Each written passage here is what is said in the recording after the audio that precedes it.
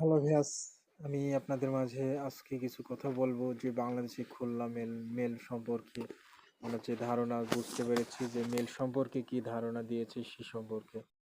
বর্তমান বাংলাদেশের যে রমজান মাসে আজকে আমি আপনাদের মাঝে অবশ্যই জানাবো যে বাংলাদেশের সোনালী পাট সম্পর্কে মিল মালিকরা এই মাসটায় তারা পাট খুব কম সস্তে কিনছে এবং বলে দিচ্ছে ভালো মানের পাটটা ভালো দাম দিচ্ছে। আর যদিও কয়েকটা জেলার পাট যদিও তারা কিনছে কিন্তু খুবই নর্মাল দাম দিয়ে অন্য অন্য পাট কিনে রাখছে। বর্তমান আমি আজকে আপনাদের মাঝে জানাচ্ছি যে বাংলাদেশের কুষ্টিয়া যশোর জেলার তথ্য জানাবো এবং জানাবো যে বাংলাদেশের পাবনা এবং ফরিদপুর জেলার তথ্যগুলো জানিয়ে থাকবো।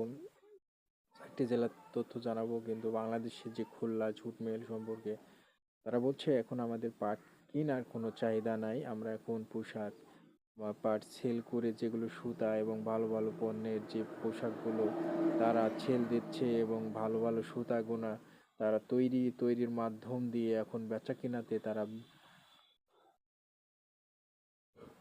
ব্যস্ততার মধ্যে পড়ে আছে এবং তারা ভালো পণ্যের পাটটা কিনছে এবং খুবই ধীরে সুস্থ মেলে পাট যাচ্ছে, খুবই ধীরে সুস্থে তারা কিনে থাকছে এবং বেচার দিকে তারা বেশি টার্গেট নিচ্ছে। এই সময়টা কাজে লাগাচ্ছে তারা। এবং বাংলাদেশের যে কলকারখানাগুলো আছে ছোট মেলের, এখন তারা অনেক চাহিদার পণ্য আছে কিন্তু তারা কিনতে পারছে না এবং বিদেশে তারা ছেড়ে দিতে পারছে না।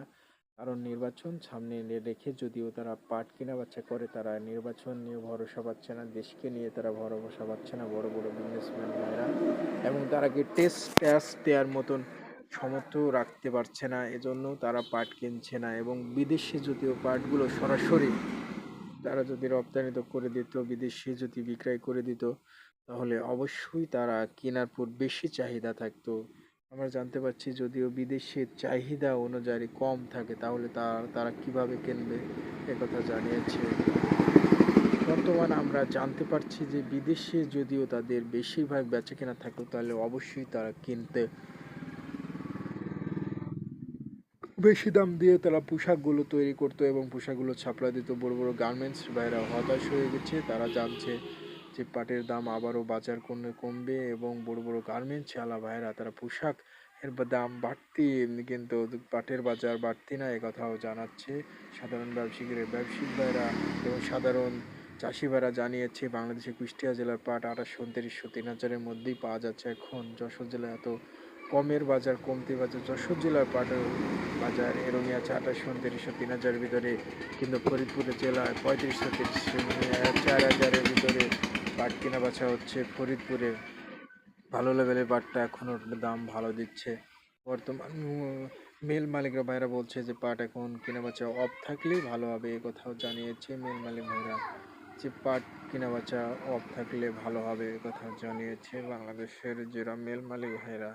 বর্তমান বাজারটা জানিয়ে থাকলাম, পাট এখন কেনা বেচা কম হবে এ কথা জানিয়েছে। মাহে রমজান মাসে আবারও পাটের দাম কমে